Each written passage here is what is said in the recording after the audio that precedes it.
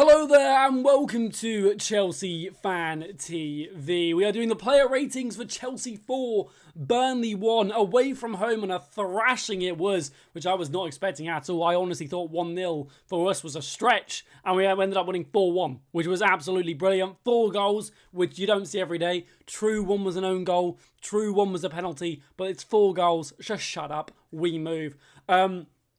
A weird first half, and to be honest, not a great first half. I was sat there at half-time thinking, we are shit.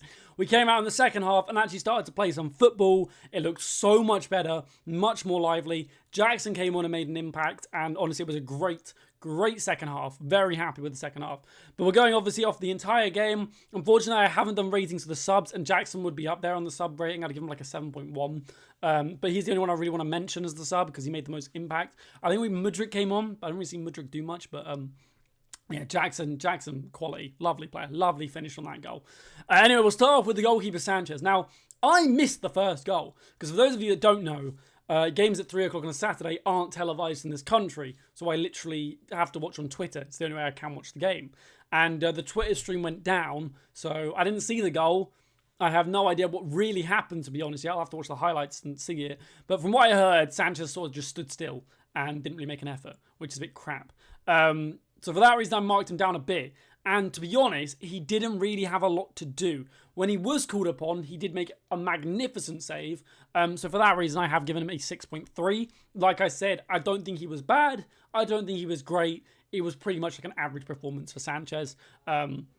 Of course, he didn't keep a clean sheet though, which is annoying. And I need to watch it back so I can judge it a bit better because I haven't actually seen it yet. Like, it's not really great getting me to judge it when I've not seen it. Cucurella at right back, I've gone with a 7. A theme there of last video. A lot of you weren't happy that I gave so many 7s. Well, I've started this one off with a 7. I think Cucurella was... he looked good again there, right back. It's weird though, because in the first half he looked a bit shaky. And in the second half he looked a lot better. I actually saw him make quite a few good tackles. So, weird one with Cucurella. It's like the entire team needs a solid amount of time to warm up and turn on. I've been finding that this season. Didn't need it against Fulham, but every other game it's like we require about 30, 40 minutes to actually switch on, and it's very annoying. Like the lads need to do maybe like even more earlier training or some shit to actually get ready before the game kicks off. Disassi, I've gone with a 6.5, slightly lower for Disassi. Maybe a bit harsh there, but to be honest, I didn't really notice him much. So can only concede 1 goal, I feel like is, it's good enough. It's good enough. I don't really see him stand out, but he weren't bad. So it's sort of like an average rating. Thiago Silva, I've gone with a 7.1. I think Thiago Silva is slightly better. All round, I think Thiago Silva is so experienced, well composed, and just a beast. I know he slows down the tempo a little bit, which is quite annoying, but I feel like when it comes to defending, he is an absolute, like, brick wall. I love him. Colwell at left back, I've gone with a 7.4. Brilliant again from Colwell at left back. He actually looks class there now, which is good. He did look a bit shaky there at first, but he's finally adjusted to the position of it and he started to switch on. As the left DM, or left centre midfielder, Moises Caicedo. I think Caicedo had a really good game. I gone with 7.6, which, I think it sums up his performance. Caicedo was great today. Finally looked a bit better. Because obviously his first few games for us was awful. But he's finally here, and he's here to cook. So a good game from Caicedo. I want to see more games like that. To be honest, this midfield 3, I want to see more games like this game, and the last game actually, where the midfield made little to no mistakes and just all round looked pretty solid. Because it is such a young and an inexperienced midfield, but it's such a high potential midfield. Like that midfield could be scarily good. So, I'm happy with the performances today. Enzo Fernandez, a man who cannot shoot. He is not good in the final third, but his passing ability is phenomenal. I've gone with a 7. I think he was good. That's a bit harsh, actually. I'd probably give him like a 7.2, 7.3. So that should be higher. I actually did think it was a 7.2. But, gone with a 7 there. We'll say that for the sake of the video. It's good from Enzo, but like I said, that should be higher. That should be like a 7.3. With Conor Gallagher, I've gone with an 8.1. He reminds me of Kante. He's all over the place, and I love to see it, and I love to see him performing well. The captain got an assist as well, contributed a goal. It's a good win.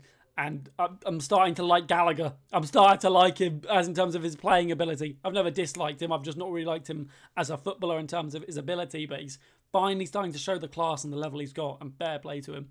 With Cole Palmer, who was edging towards my man of the match. But for the sake of me not seeming extremely deluded, I haven't given him the man of the match. But I have given him a solid 8.1, which is the same as Conor Gallagher. Maybe he deserves to be a little bit higher. Penalty goal and an assist for Palmer was a very easy assist to get, to be fair. Jackson did quite a bit of the work in the box. But yeah, it was a brilliant game from Cole Palmer. I'm starting to love to see him in this right winger position. But it does raise the question of what happens with Noni Madueke. Because again, Madueke, I don't know if he came on. Did he come on? He might have come on. But yeah, he not really playing at the moment. And I feel a bit sorry from that Madueke. Not really getting a chance to show his class. But I do think Palmer deserves to start over him 100%, especially against Arsenal. But yeah, I think Noni maybe needs to go on loan. Or maybe move on. Which I hate to say because I really like Noni Madueke. But he's just he's not going to get the time at the club here. With Sterling, I've gone with an 8.3, and I have given him the man of the match there, Raheem Sterling. I think he looked good today. He looked really good against Luton, and then the very next game after Luton, he looked shit. So I don't know what it is with Sterling. 1 minute he'll look good, 1 minute he'll look really bad, and today was one of the days where he looked really good. So fair play to him. I'll give him credit where credit is due, and an 8.3 for Sterling. And then Armando Broja, I've gone with a 5.7. He was rubbish, I'm not going to lie. He didn't look great, to be honest. And he actually came off at half time, which I think did change the game a bit, him coming off. It just wasn't a very good game for him. Maybe it's down to fitness a little bit, because I know he has just recovered from that injury, or maybe it just he wasn't on the play. He weren't on the same page today, so yeah, he came off, and I think he did need to come off. I feel like him coming off, like I've said, did change the game clearly, because we came out in that second half and we actually played football, which was lovely to see. 4-1. I still can't believe that. We won 4-1. Obviously, no games this coming weekend. It is the international break. But when we are back against Arsenal, which is slightly terrifying. But if we play like that today, if we play like we did in the second half, there's hope there. There's hope there. I think Arsenal is the proper big test. The first big test after Liverpool, really, to get some points. Potentially against a team that you wouldn't really expect us to get points from. So we'll have to wait and see with that game. Anyway, guys, let me know your player ratings in the comment sections below. And thank you so much for watching. I hope you have a cracking rest of your day. Stay safe, stay cracking, fair enough, and au revoir.